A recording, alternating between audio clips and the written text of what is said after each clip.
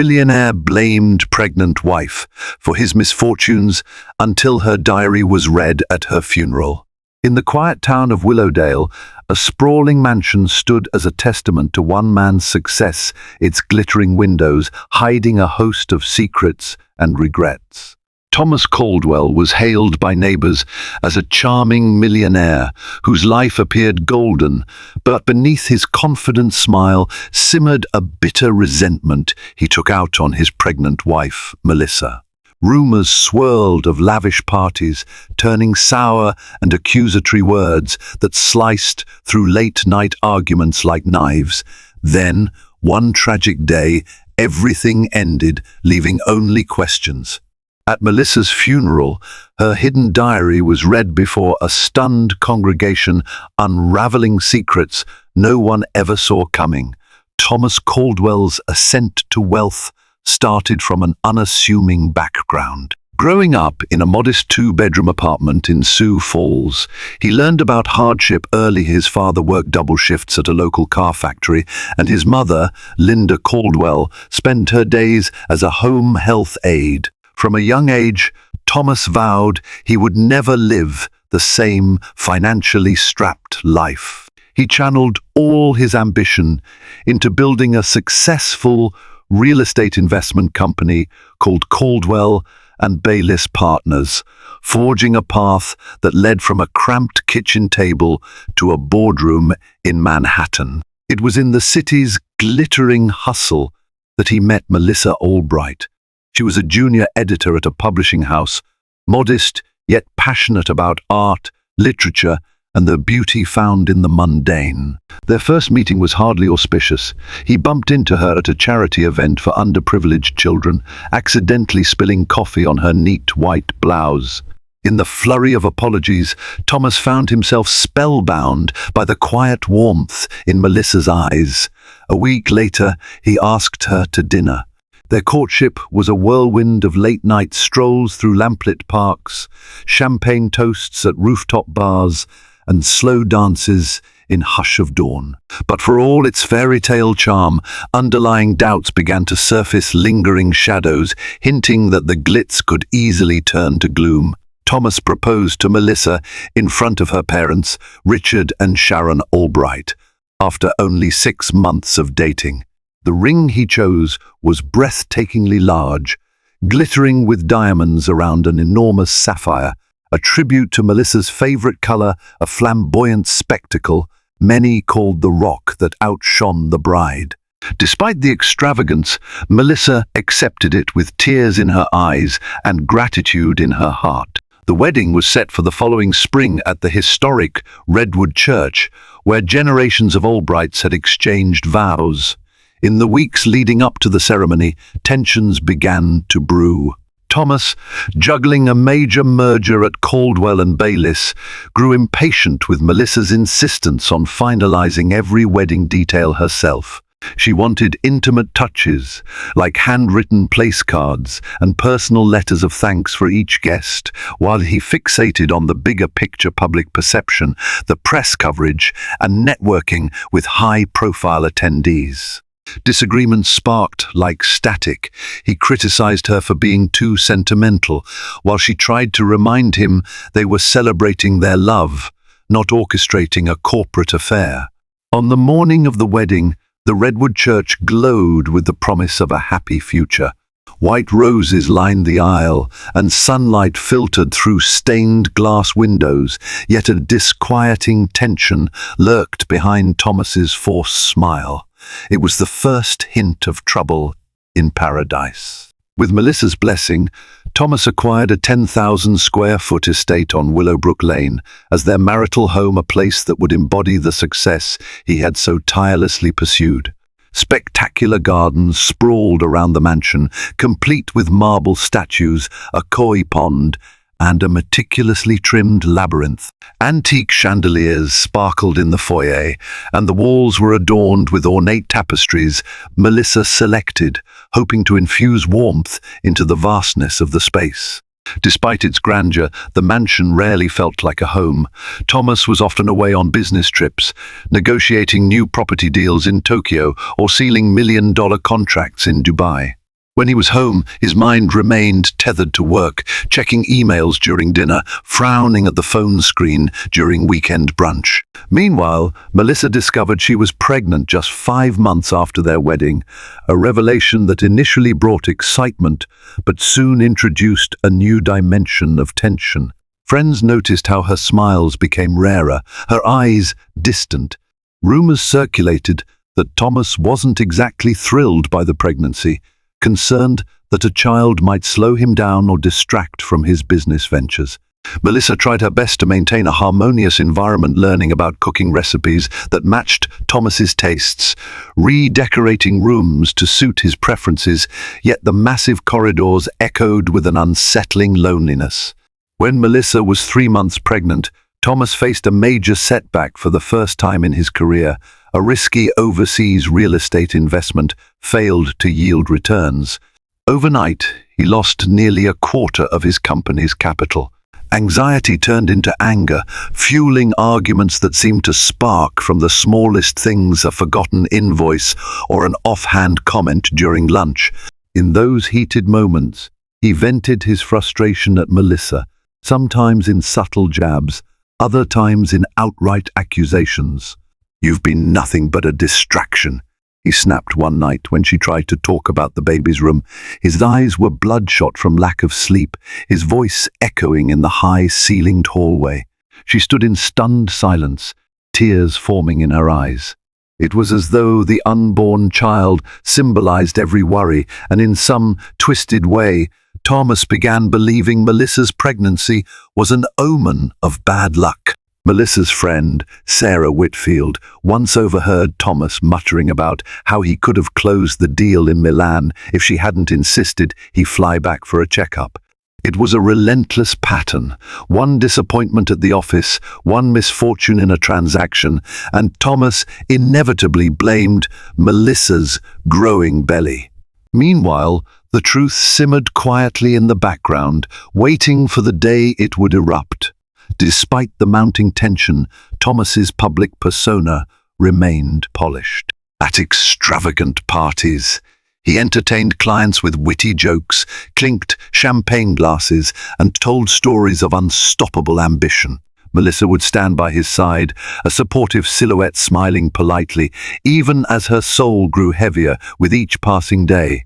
She tried to convey her feelings, but every time her voice trembled with emotion, Thomas dismissed it as hormonal mood swings.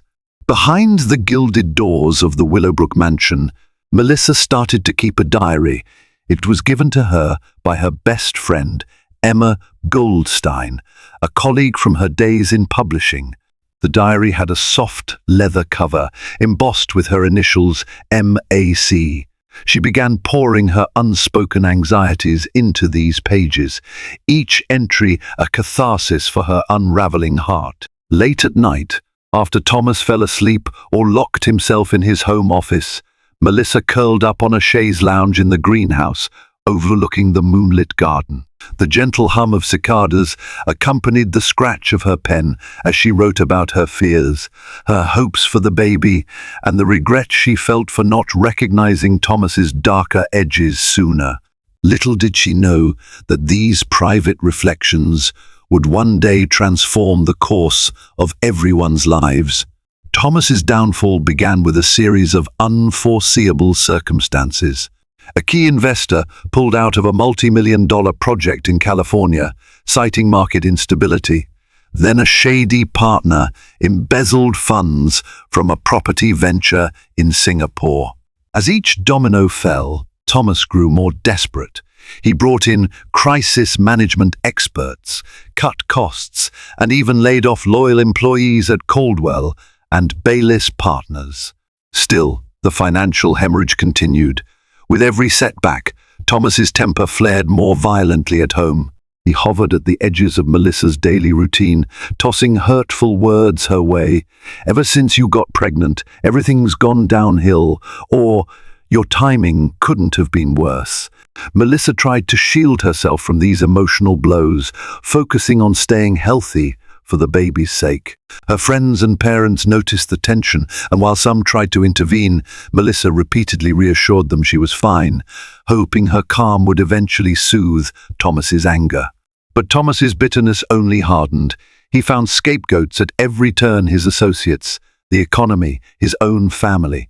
At one particularly tense family gathering, he even sniped at his younger sister, Thomas Caldwell, accusing her of not doing enough to help the family.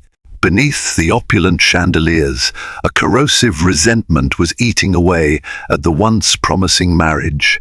It was a balmy autumn evening when the situation reached a tipping point. Melissa, 7 months pregnant, had prepared a quiet dinner for two, hoping to reconnect with Thomas. She lit candles and placed a bouquet of lilies, her favorite flowers, on the table, determined to salvage the love that seemed to be slipping away. Thomas arrived home late, suit jacket flung over one arm, face grim. He walked into the dining room and, rather than sitting down, he glared at Melissa with thinly veiled contempt. Without warning, he swept an elegant crystal glass off the table, sending shards skittering across the tiled floor. Melissa jumped back, her heart pounding. He said nothing at first, only breathing heavily.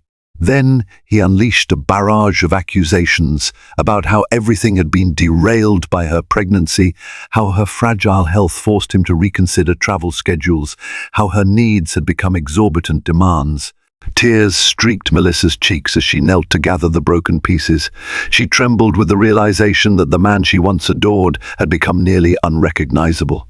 In the hush of that moment, broken glass underfoot, a silent vow formed in her mind. She would protect her child from such anger, no matter the cost. As Melissa's due date loomed, her solitude grew. Thomas was more absent than ever, physically and emotionally. Sometimes he stayed overnight in the city, claiming he was in back-to-back meetings.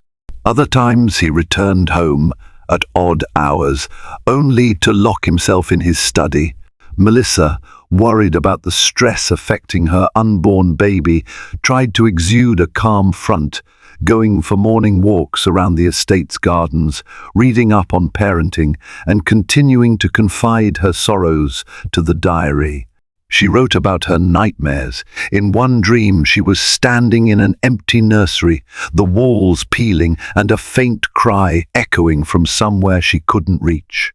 In another, she saw Thomas walking away into a hallway of mirrors, reflections of him multiplying yet never looking back at her. Friends like Sarah Whitfield and Emma Goldstein occasionally visited, attempting to uplift Melissa's spirits. They noticed her small attempts to keep the peace, arranging therapy sessions, dropping hints about couples counseling, but Thomas scoffed at such ideas. "Therapy is for people who can't handle reality," he sneered one afternoon, barely looking up from his phone. Unbeknownst to Thomas, the seeds of a deeper, tragic reality had already taken root. Everything was teetering on the brink. The morning started like any other. Melissa woke early with a dull ache in her back. She prepared a cup of herbal tea and sat by the large window where the first rays of sun graced the horizon. Thomas had not come home the previous night, something which no longer surprised her. As the day wore on, the ache became persistent pain. By afternoon, it grew unbearable. She clutched her stomach, realizing labor might have started early. Fighting panic, she called Thomas repeatedly, but got no response. Eventually, she contacted their driver, James Parker, who rushed her to the hospital. Doctors determined she was in preterm labor. The baby's heart rate looked stable at first, but complications soon arose. Melissa cried out for Thomas, her face pale, sweat beading on her brow. The medical staff tried to comfort her, but they couldn't quell her anxiety. By the time Thomas arrived at the hospital, the corridors were frantic. His usual composure shattered as he sprinted through the hallway, demanding updates. Surgeons were already prepping Melissa for an emergency C-section. No one could predict how swiftly events would unfold or the heartbreak that would follow. In a matter of hours, life changed forever. After the emergency C-section, Melissa lay unconscious in the recovery room, her face pale as moonlight. The baby, a girl named Hope, struggled in the NICU, her premature lungs fighting for air. Thomas, forced into a moment of reckoning, stared through the glass at his fragile newborn daughter. Guilt mingled with grief as he realized he had barely been involved in the pregnancy. In those tense hours, doctors discovered Melissa had a rare complication, seemingly stable before she now teetered between life and death. Her parents, Richard and Sharon Albright, arrived in tears, gripping each other's hands in the waiting room. Thomas felt an immense weight pressing down on him, though pride still kept him from fully acknowledging his mistakes. He paced the corridors, cursing fate, occasionally muttering about how none of this would be happening if everything had gone right. By dawn, Melissa awakened briefly. She asked to see her daughter, but was told she must remain under observation for another 12 hours. Tears pooled in her eyes, her voice too weak to fight. She managed a faint smile at Thomas and whispered, "Be there for her," before drifting back into a restless sleep. It would be the last time Thomas saw her conscious. Melissa never regained consciousness. The doctors discovered extensive internal bleeding and a severe infection that spread faster than they could manage. Hope continued her battle in the NICU, unaware that her mother was slipping away. Richard and Sharon wept by Melissa's bedside, devastated by the abrupt turn of events. Sarah Whitfield and Emma Goldstein camped at the hospital too, but neither could find the words to ease the family's heartbreak. Thomas stood in a silent daze when the monitors flatlined. He watched helplessly as nurses rushed in and doctors tried resuscitation measures. It was all in vain. Melissa Albright Caldwell passed away that evening, leaving everyone in a state of shocked grief. In those first hours of mourning, Thomas felt everything he had ever built, his wealth, prestige, reputation, shrink to insignificance. He clenched his fists, lamenting the unfairness of it all. Without a grand funeral, he arranged a hasty service, more concerned about how soon he could get back to fixing his problems. But Richard Albright insisted on a proper ceremony at Redwood Church, the same place where Melissa and Thomas had exchanged vows. Reluctantly, Thomas agreed, not realizing just how extraordinary and life-changing that funeral service would become. Preparations for Melissa's funeral were sober and rushed. Even Willowbrook Lane's sprawling mansion felt colder, overshadowed by grief. White lilies and roses were ordered, the same flowers Melissa loved. Her parents sorted through her belongings, gently touching each piece of clothing, each photograph, as if it were sacred. Amid the possessions, they found the diary, a soft leather journal with MAC stamped on the cover. At first, they simply tucked it away, planning to read it after the funeral, but Sarah Whitfield happened to open it in search of a poem Melissa had once mentioned. Stunned by the entries, Sarah knew at once the diary needed to be shared. It was more than a record of a lonely wife's heartbreak. It was a testament to a bravery and love that had gone unnoticed by many. In the days leading up to the funeral, Sarah and Emma debated what to do. They wrestled with moral dilemmas. Should they reveal the private confessions? Would it shame Melissa's memory? Ultimately, they agreed that Melissa deserved to be heard, not overshadowed by Thomas's version of events. Quietly, they arranged for the church's minister to read selected passages during the service, ensuring the truth wouldn't be buried along with her. The morning of the funeral dawned grey, matching the somber mood. Outside Redwood Church, family, friends, and curious onlookers gathered to pay respects. Thomas arrived in a black limousine, wearing designer sunglasses that concealed his swollen eyes. The hush that fell over the pews felt almost suffocating as the organ played a mournful melody.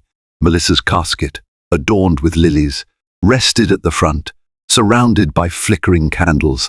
The minister spoke softly of her kindness, her gentle spirit, and her unwavering love for those around her. Then came the moment no one expected. The minister cleared his throat and explained that a part of Melissa's personal diary would be read aloud at the request of her closest friends. The congregation shifted uncomfortably, unsure of what to expect. Thomas's eyes narrowed. Sharon Albright and Richard Albright clasped hands, heartbroken but resolute. When the minister began reading, the church fell silent enough to hear the faint creak of wooden pews. October 5th. Another argument tonight. Thomas blames me for his losing streak. I don't know how to help him see I love him deeply. I can't bear his anger, but I cling to hope. Maybe our child will bring out the good I once saw in him. A hush followed, soon replaced by gasps and tears. As the minister read more passages, an emotional wave swept over the mourners. Melissa's diary revealed nights of loneliness, days of silent tears, and her unwavering devotion to their unborn child. She detailed how she tried to shield Thomas from additional stress by lying about certain medical appointments, not wanting him to feel burdened. She wrote about her heartbreak whenever he belittled her, but also her lingering belief that he was a good man caught in a whirlpool of pressures. November 12th, feeling sharp pains tonight. Wish Thomas would hold me like he used to. He's in the study again, working late. I'm worried about him, about the anger in his eyes. I blame myself sometimes, maybe I'm not enough. But I must be strong for the baby. Each word wove a tapestry of a woman who struggled with isolation, yet held on to faith in her marriage. The congregation began sobbing openly. Thomas's composure cracked. He clenched his jaw, fighting tears. Never had he imagined Melissa felt so alone, nor that she had continued to love him so deeply. By the time the final diary entry was read, Redwood Church was awash in grief and guilt. In death, Melissa's voice resonated louder than it ever had in life. A stunned Thomas retreated to a small side room in the church after the service. He had always prided himself on stoicism, but now tears streamed unchecked down his cheeks. Sharon and Richard Albright found him sitting on a wooden chair, head in hands. They didn't speak. No words could capture the complexities of sorrow, rage, and regret swirling in that room. Across the church, guests gathered in small clusters, whispering about the revelations in Melissa's diary. Some were horrified by Thomas's treatment of his wife, while others pointed to the pressure he was under. Most were united in heartbreak for Melissa, a gentle soul who had suffered in silence. Sarah Whitfield and Emma Goldstein approached Thomas, diary in hand. They told him, gently but firmly, that Melissa never stopped loving him. They wanted him to understand that her forgiveness was evident in every page, even as she endured his verbal and emotional assaults. Thomas listened, tears rolling down his face. He tried to speak but choked on sobs, managing only a muffled apology. In the days that followed, Redwood Church became a focal point of the town's gossip. But for Thomas, the funeral's immediate aftermath marked the beginning of his confrontation with what he had done and failed to do. Little hope remained in the hospital's NICU, oblivious to the tragedy that had already defined her life. She clung tenaciously to existence, her tiny chest rising and falling in fragile gasps. Doctors remained cautiously optimistic. Each day she survived improved her chances of healthy development. After the funeral, Thomas visited the hospital more often, standing awkwardly by the incubator, watching the machines beep and blink. He felt a paternal protectiveness he had never experienced. Yet each time he looked into Hope's eyes, a pang of guilt struck him like a lightning bolt. He remembered how he blamed her very existence for his business failures, how he reduced her mother's final months to a swirl of accusations. Nurses, who had heard rumors of his coldness, were surprised to see him gently place his fingertip against Hope's tiny hand. He started reading the diary in its entirety, trying to grasp Melissa's mindset.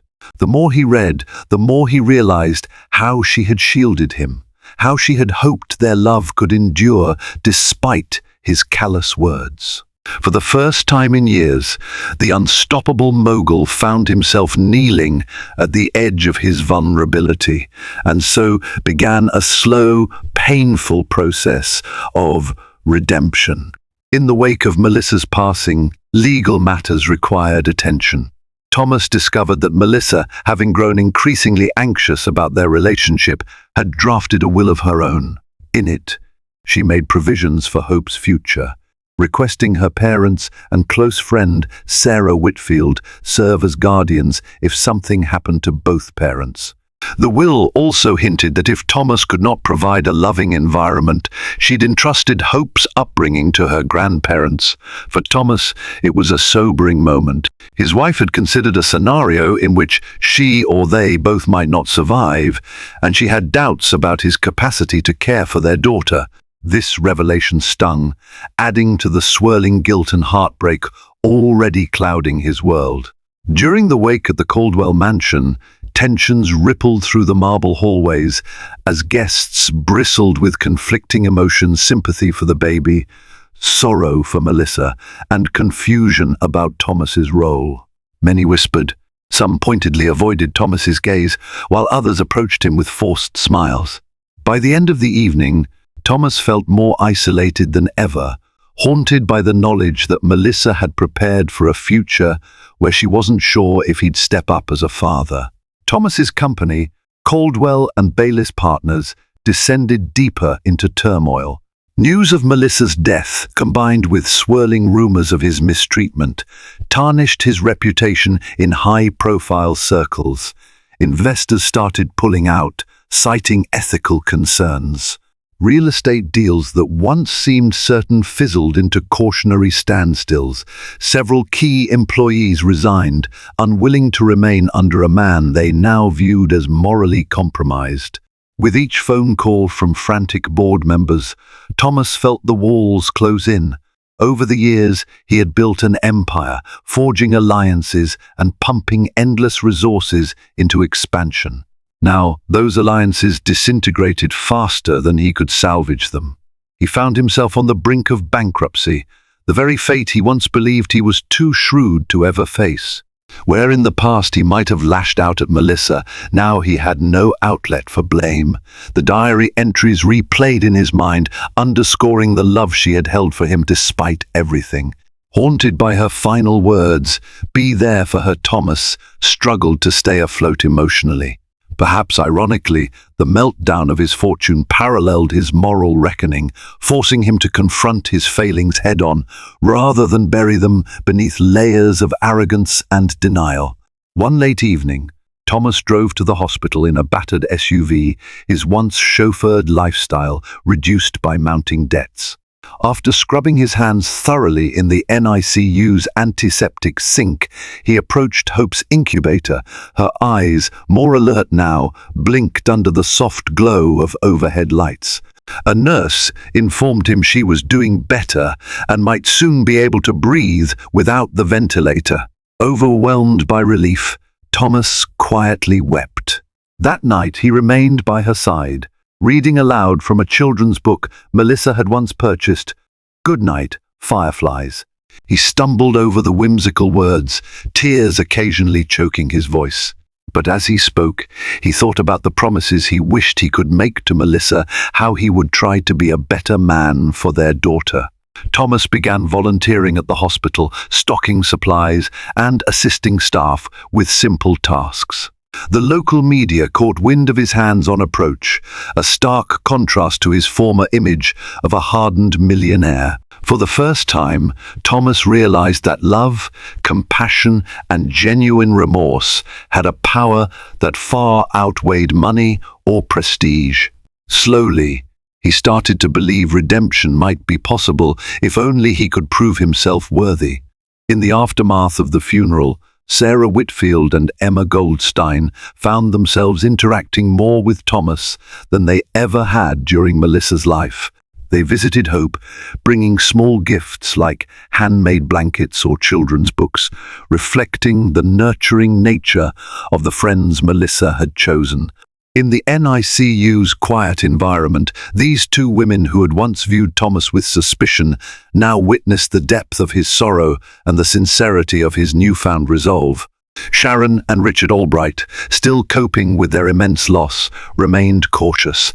They openly questioned whether Thomas's remorse was genuine or merely a performance.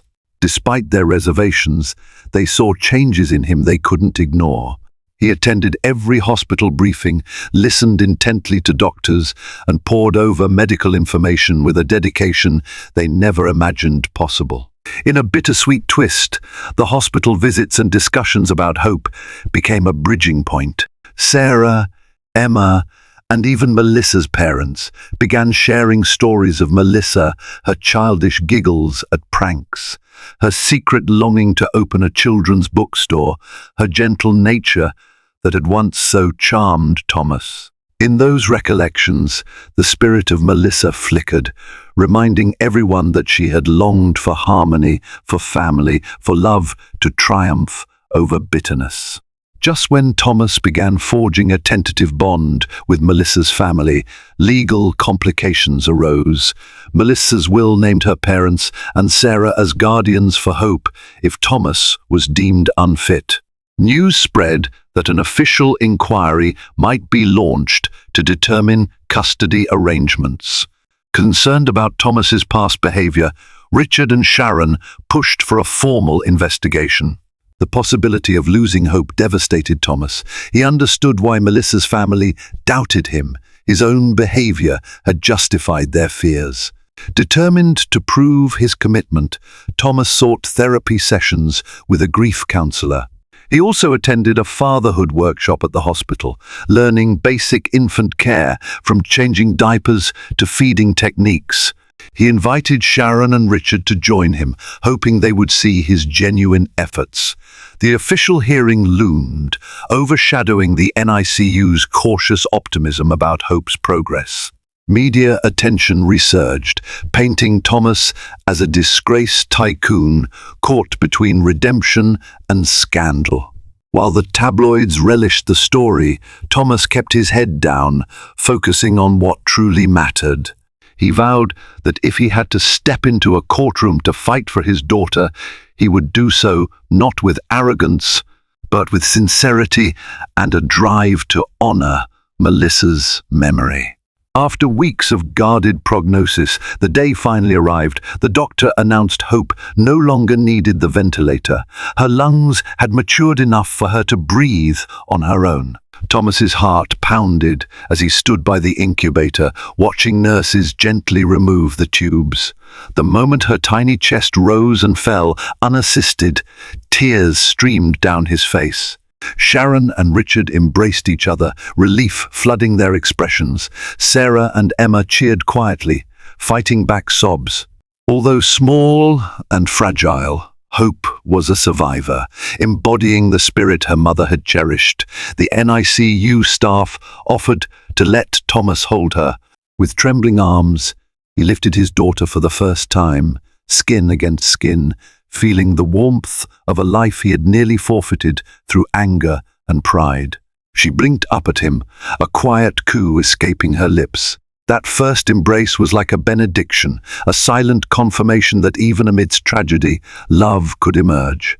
Nurses snapped photographs, which would later become cherished mementos. In that fleeting moment, time seemed to slow, allowing Thomas and Hope to forge a connection overshadowed by heartbreak but ignited by the promise of a new beginning. Barely a week after Hope left the ventilator, the custody hearing was scheduled in the local family court.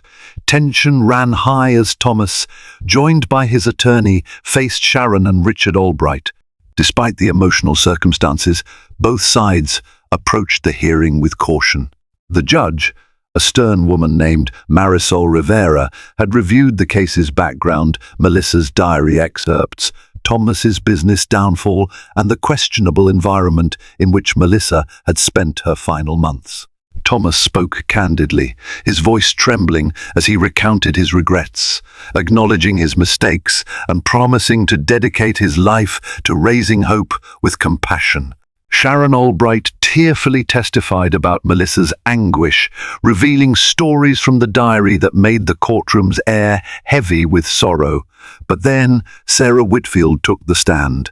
She told the judge about Thomas's changes after the funeral, how he showed up daily for Hope, learned to feed and hold her, and volunteered at the hospital. Emma Goldstein corroborated these claims, suggesting that while no one could erase the past, redemption was possible. The judge observed Thomas's tears, the sincerity in his voice, and the cautious but evolving trust from Melissa's parents. After deliberating, she promised a ruling by the end of the week. The judge's decision came swiftly and was something of a compromise. Thomas was granted custody of Hope, contingent upon regular check-ins by a social worker and ongoing collaboration with Melissa's parents. It was a fragile arrangement designed to ensure that neither side gained too much control without proper accountability. Initially, Sharon and Richard felt uneasy. They mourned Melissa daily, her absence a gaping wound. Yet seeing Thomas cradle Hope and whisper lullabies, albeit clumsily, softened their stance. They recalled how fiercely Melissa had believed in love's capacity for change. If Thomas was truly dedicated, perhaps their granddaughter could grow up in a supportive environment. Thomas, for his part, knew this arrangement was a gift he might not fully deserve. He poured himself into fatherhood, balancing nighttime feedings with the legal complexities of a failing company. He sold off his mansions and luxury cars to cover debts, moving into a modest home near the hospital so Hope could receive regular checkups. Little by little, he dismantled the empire that once defined him, prioritizing what truly mattered, his daughter's well-being. In this humble space, father and child began a journey unmarked by grandeur or scorn, but by the quiet, persistent will to heal. Though Melissa's voice was silenced forever, echoes of her spirit permeated Thomas's new life. He discovered an old photo album packed away in a dusty box, filled with pictures of Melissa as a child, her first piano recital, her triumphant grin on a family camping trip, and the day she graduated college. Each snapshot felt like a window into a world he had never fully appreciated. He also found letters she wrote but never sent, stuffed into the back of the diary. Some were addressed to him, brimming with apologies for arguments she didn't cause and pleas for understanding. Others were intended for Hope, describing how excited she was to meet her little girl, how she envisioned reading bedtime stories together. Reading them was a heartbreak that felt endless. Yet, these letters galvanized Thomas to become the father Melissa would have wanted for their daughter. Occasionally late at night, he walked into the nursery where Hope slept and recited the words Melissa wrote. He wanted to connect mother and daughter, even if only spiritually. In these moments, the mansion's coldness, now replaced by a smaller, cozier setting, seemed less daunting. Melissa's essence lingered in every lullaby he sang and every tear he shed. Months passed, and slowly Thomas began to piece his life back together. Hope grew stronger, her tiny fingers grasping at the world with unbridled curiosity. She smiled more often, giggled at silly faces, and recognized her father's voice. Thomas documented each milestone, sending videos and pictures to Sharon and Richard to reassure them that Hope was thriving. Meanwhile, Caldwell and Bayliss Partners was dissolved, the remains acquired by a larger conglomerate. Rather than try to cling to his once mighty empire, Thomas let it go, focusing instead on philanthropic efforts. He set up a charitable fund in Melissa's name, dedicating resources to help single mothers in precarious situations, women who lacked the supportive network or financial stability Melissa had once possessed. Sarah and Emma joined him in administering the fund, ensuring it aligned with Melissa's values, empathy, gentleness, and hope for the vulnerable. This shift surprised many who had known Thomas as an ambitious real estate mogul. Some accused him of publicity stunts, but those who saw him in soup kitchens, battered women's shelters, and hospital wards recognized genuine transformation. Slowly, the man who once epitomized arrogance now represented a tale of caution and the possibility that even the proud can be humbled by love and loss. One crisp winter morning, Thomas placed Hope, bundled in a pink sweater, into a stroller and headed to Redwood Church. The building looked different from the day of the funeral, draped in warm lights for the holiday season. He had arranged a small memorial for Melissa, inviting close friends, family, and church members who had guided them through hardship. They lit candles in Melissa's name, sang her favorite hymn, and shared stories that sparked both laughter and tears. Richard spoke about the day Melissa learned to ride a bike. Sharon recounted her gentle nature with animals. Sarah read an excerpt from the diary, one detailing Melissa's dream of building a loving home for her child. Emma placed a single lily by the altar, recalling Melissa's wedding day. As Thomas held Hope, watching the flickering candlelight dance on the church's stained glass windows, he felt a strange sense of peace. Though sorrow lingered, he also sensed Melissa's presence, her unwavering compassion guiding him forward. He realized Redwood Church was not just a site of heartbreak, but also a beacon of healing. In the hush of that moment, with snow drifting softly outside, Thomas acknowledged his complicated past and prayed for a future shaped by humility, gratitude, and unconditional love. Despite Thomas's transformation, not everyone was ready to absolve him. Certain family members, particularly Melissa's distant cousins, openly questioned why the Albrights allowed him to keep custody. Some local tabloids dredged up old controversies, painting Thomas as a manipulator capable of faking remorse to maintain control of his heir. Thomas grappled with these suspicions every day, reminded that he couldn't simply erase the emotional abuse Melissa had endured.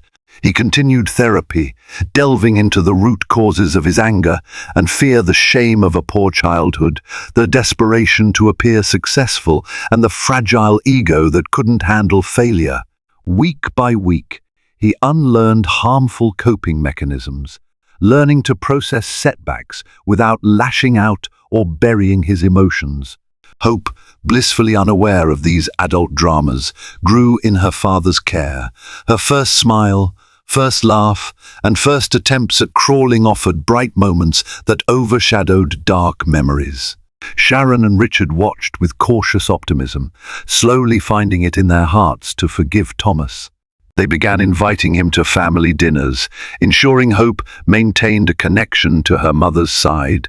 Forgiveness was not a single act but a continual process, requiring patience, empathy, and a shared commitment to honor Melissa's memory. Over time, a fragile sense of unity formed around Hope. Birthday celebrations and holidays were observed in smaller, more intimate settings. No longer did Thomas flaunt extravagant parties.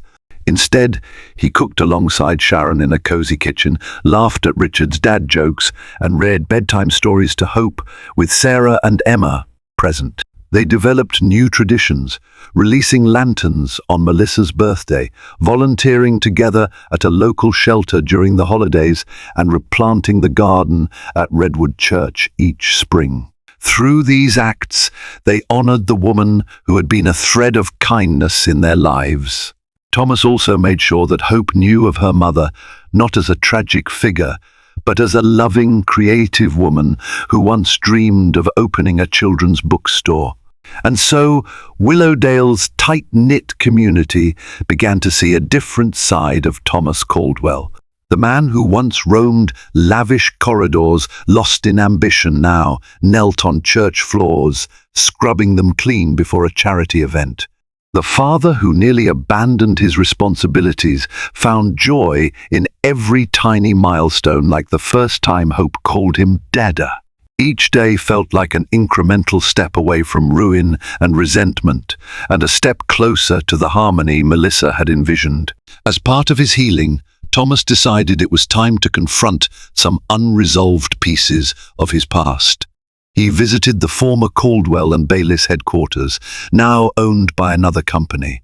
Walking through the polished floors and empty boardrooms triggered painful memories, the echo of heated arguments with partners, the swirl of deals made in haste. He remembered how he often disregarded Melissa's calls while in these very halls, too focused on profit margins to listen to her soft-spoken concerns.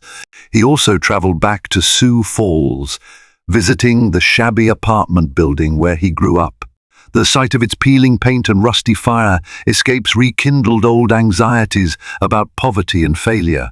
Recognizing how fear of returning to this environment had once fueled his greed, he felt pangs of regret for letting that fear overshadow love. In both locations, he paused and whispered silent apologies. To the company he destroyed with his hubris, and to the childhood self who believed money alone could secure happiness. It was an arduous but necessary pilgrimage. When he returned home to Hope, he felt lighter, still wounded, but with a sense of closure that came from finally acknowledging the ghosts that haunted him. Several months later, Thomas mustered the courage to read Melissa's diary from beginning to end. Each page was a testament of resilience and longing. He wept at stories he had missed in the chaos. Melissa's excitement upon hearing the baby's heartbeat for the first time, her relief when a blood test came back normal, and her proud note about Thomas's early successes before the fights escalated. He paused on the diary's final entry, dated just a few days before she went into labor.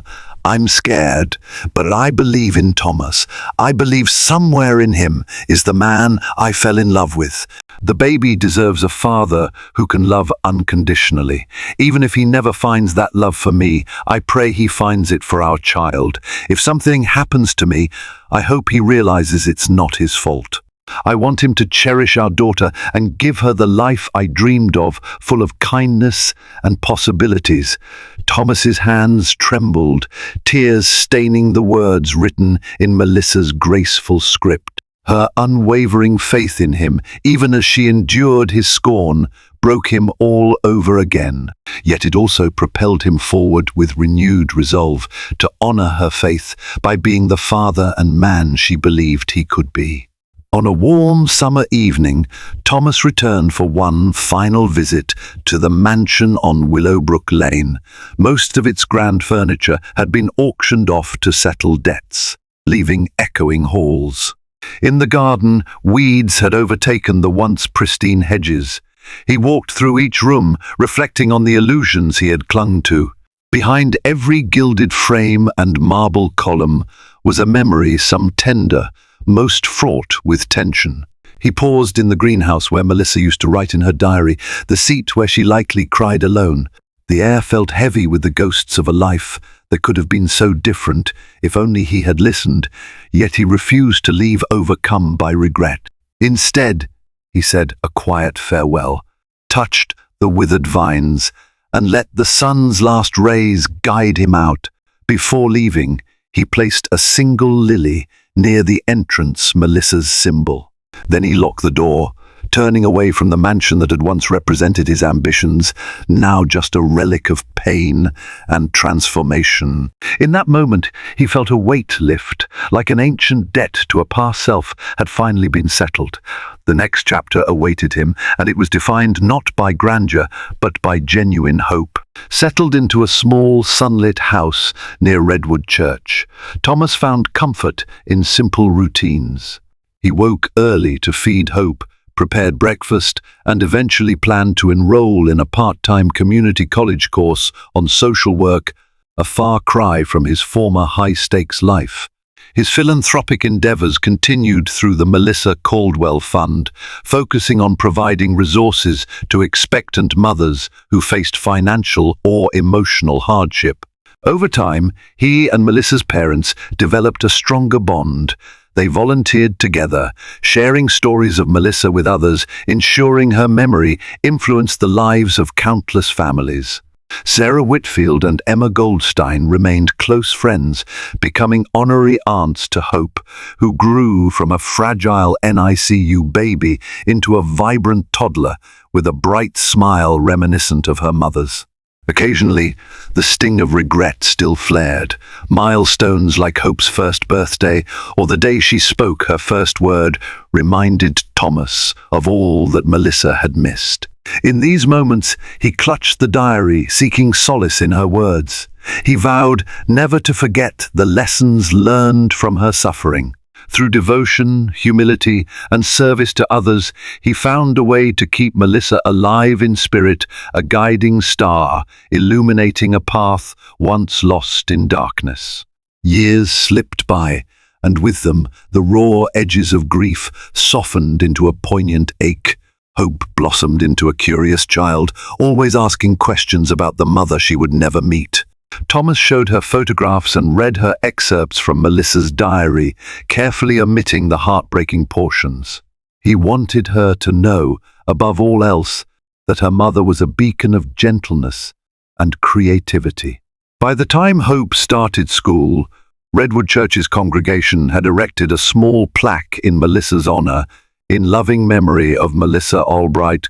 Caldwell, her compassion continues to light our way. Community members donated children's books to a small library corner inside the church, a dream that mirrored Melissa's own. When Hope, guided by Thomas, turned the pages of those books, she connected with the mother who once cradled her within. Thomas, once a millionaire shackled by pride and resentment, rediscovered life's true riches in fatherhood and service. He carried Melissa's diary in his briefcase, occasionally reading a passage to remind himself how fragile love can be when neglected. Though he bore the weight of regret, he also basked in gratitude for a second chance, and in the hush of each sunset, he offered a silent prayer that Melissa's soul felt the peace she deserved. Thank you for watching and sharing in this profound journey of love, regret, and redemption. If Melissa's story touched your heart, remember that we each hold the power to create change in our lives. Take a moment to reflect on the ones you cherish. Don't wait for tragedy to remind you of their value. If you found meaning here, please hit the like button, share this video, and subscribe to our channel for more stories that illuminate the hidden facets of the human experience. By doing so, you help us spread messages of hope and empathy to others who may need them. Let's continue honoring Melissa's memory by embracing compassion and kindness in our own relationships. Together, we can keep these lessons alive, making sure her diary isn't just a cautionary tale, but a guiding light for us all.